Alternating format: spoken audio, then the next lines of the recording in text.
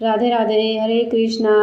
आशा रखती हूँ कि आप सब लोग बढ़िया होंगे, मस्त होंगे, स्वस्थ होंगे और ठाकुर जी की सेवा कर रहे होंगे।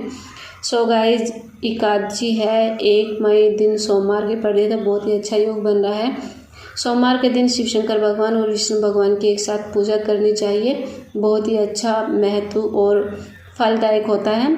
तो यहाँ पर मैंने पीला आसन बिछा लिया है और शिवलिंग को मैं स्नान करा रही हूँ। अगर आपके पास विग्रह है तो आप विग्रह को स्नान कराइए और फिर मैं शालिग्राम भगवान जी को भी स्नान करा दूँगी। तो यानी कि जो मुझे यहाँ पर करना है वो विधि भी आपको मिल जाएगी और साथ साथ में हम बात करते रहेंगे कि एकादशी पर हमें क्या करना चाहिए और क्या नहीं। तो हमारा एकादशी का व्रत जो होता है 10वीं की तिथि से शुरू हो जाता है। 10वीं की तिथि पर में हम शाम के समय दिन ढलने से पहले भोजन कर लेंगे और बिल्कुल ही सात्विक भोजन कर लेंगे। एक दिन पहले सिरबोस कर लेंगे और हमें एकादशी की तिथि में सुबह ब्रह्म मुहूर्त में उठना है। यानी कि हमारा जो एकादशी का व्रत होता है वो 3 दिवसीय व्रत होता है। तो और एक चीज़ का विशेष ध्यान रखा जाता है कि हम एकादशी की तिथि में सरवोस नहीं करते हैं और बहुत सी जगह तो सर यानी कि बाल निकालते भी नहीं हैं, लेकिन हम लोग जो है ना निकाल तो लेते हैं लेकिन वॉश नहीं करते हैं। और चावल का खाना बहुत निषेध होता है। भगवान जी को चावल का आसन भी नहीं दिया जाता, तिलों से आसन दिया जाता है। तो यहाँ पर मैंने शिव भगवान को और शालिग्राम भगवान जी को स्नान करा दिया और मैं उनको टीका लगाऊंगी। तो चंदन का टीका जो वाइट कलर का है वो शिवलिंग को मैं त्रिकोण बनाऊंगी और जो रेड कलर का है वो सभी भगवान को लगाऊंगी। तो यहाँ पर हमारे लड्डू गोपाल जी आ गए हैं। तो हम क्या करेंगे कि एकादशी की तिथि में सुबह ब्रह्म मुहूर्त में उठेंगे, साफ सफाई वगैरह सभी कामों से निवृत्त होकर के स्नान करेंगे। स्नान करने के बाद में हम अपने पूजा वाले रूम में झाड़ू पोछा मतलब जो भी करना होता है वो कर लेंगे। फिर हम वहाँ पर जो अलग से भी चौकी लगा सकते हैं और जहाँ पर हमारा पूजा का स्थान है हम वहाँ पर भी पूजा कर सकते हैं। तो हम तो अधिकतर जहाँ हमारा पूजा का स्थान है यानी कि अपने मंदिर में ही पूजा करते हैं, अलग से चौकी नहीं लगाते हैं। तो वो तो अपना अपना भाव होता है कि किस भाव से भगवान जी को हम पूज रहे हैं। और पूरे दिन हमें ओम नमः भगवते वासुदेवाय मंत्र का जाप करते रहना चाहिए। भगवान जी को लड्डू गोपाल जी को पंचामृत से स्नान करा देना चाहिए। और गाइज, किसी की चुगली निंदा नहीं करनी चाहिए। शाम के समय में कीर्तन वगैरह कराने चाहिए, भजन कीर्तन जरूर से होने चाहिए। उस दिन श्री विष्णु भगवान के चरणों में शयन करना चाहिए। उस दिन श्री राम भगवान जी की भी पूजा करनी चाहिए और भगवान जी को यानी कि पीले फूल अर्पण करने चाहिए, पीला आसन देना चाहिए, पीले ही पोशाकें अगर विग्रह है तो उनको धारण करानी चाहिए। सो गाइज, और इस दिन लड्डू गोपाल जी को मोहिनी रूप धारण कराना चाहिए। तो मोहिनी रूप समुद्र मंथन के समय में जब देवताओं में और राक्षसों में हाहाकार मची हुई थी यानी कि लड़ाई झगड़े हुए थे, तो समुद्र मंथन के समय वहाँ पर अमृत निकला था।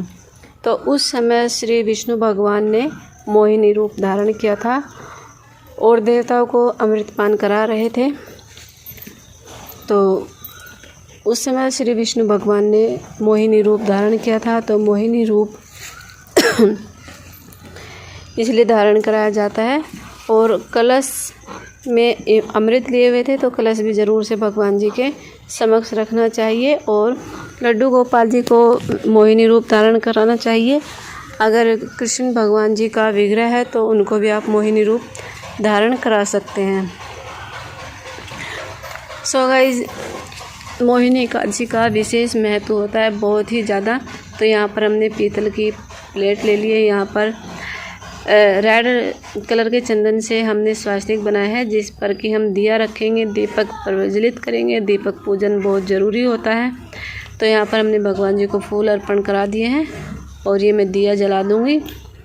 तो यहाँ पर पहले फूल चढ़ा लेते हैं दीपक को और दीपक का टीका यानी कि पूजन ज़रूर से करना चाहिए।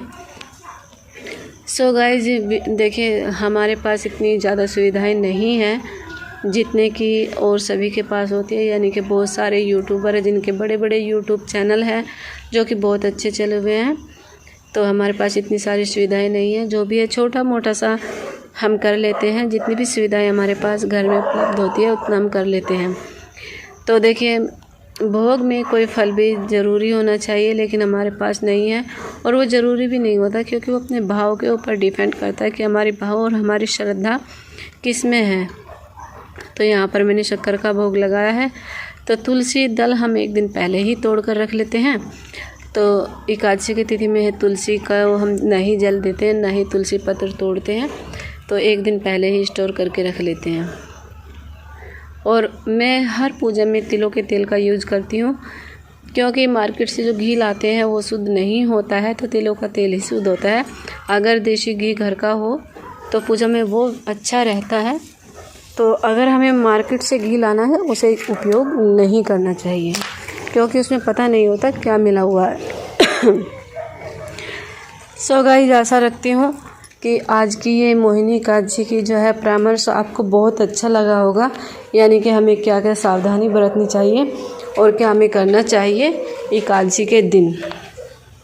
पूरे दिन ओम नमः भगवते वासुदेवाय मंत्र का जाप करते रहना चाहिए और इधर उधर यानी कि अच्छी संगत में बैठना चाहिए, जहाँ पर हमें श्री भगवान जी की श्री विष्णु चर्चा की ही ज़रूरत हो। तो यहाँ पर मैंने तिल ले लिए हैं और तिल हाथ में लेकर के संकल्प करेंगे कि हे भगवान, आज मैं पूरे दिन निहार रहूँगी या फलहार रहूँगी, तो ये अपने शरीर के सामर्थ्य के हिसाब से ही है। संकल्प लेकर हम भगवान जी के चरणों में तिल छोड़ देते हैं।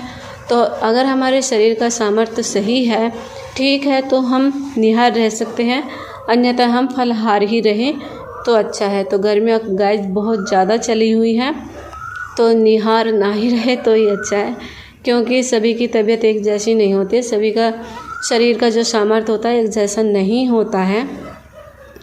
तो आशा रखती हूँ कि ये वीडियो आपको बहुत अच्छी लगी होगी। अगर अच्छी लगे तो फ्रेंड्स और फैमिली के साथ मिलकर शेयर करना और एकादशी का व्रत बहुत अच्छे से करना, मोहिनी रूप धारण कराना भगवान जी को। और समुद्र मंथन के समय मोहिनी एकादशी यानी कि मोहिनी रूप धारण किया था विष्णु भगवान ने, तो ये आपको पता लग ही गया हो। आई होप कि मैं आपको अच्छे से समझा पाई हूँ। अगर वीडियो थोड़ी भी अच्छी लगे तो फ्रेंड्स और फैमिली के साथ मिलकर शेयर करें और कमेंट में राधे राधे ज़रूर से लिखें। तो राधे राधे।